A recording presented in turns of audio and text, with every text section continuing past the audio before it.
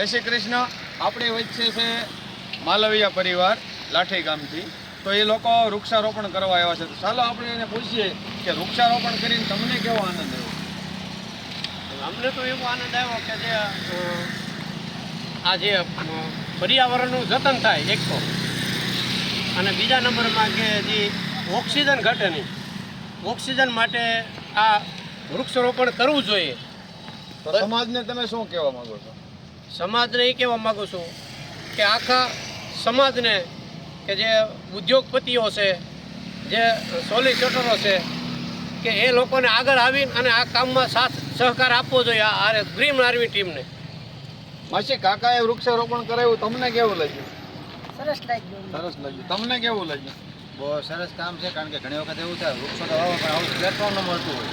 તો જે green આર્મીનો platform છે ને એ ખરેખર એક એને બિરદાવવા જેવું છે. એમ કે આ પ્લેટફોર્મ એવું છે કે લોકો આના થકી વૃક્ષો વાવે અને વધારેમાં વધારે વૃક્ષો વાવી મળી શકે. પક્ષીઓને સાયનો મળે, આપણે સાયનો મળે. ના ના, સરસ.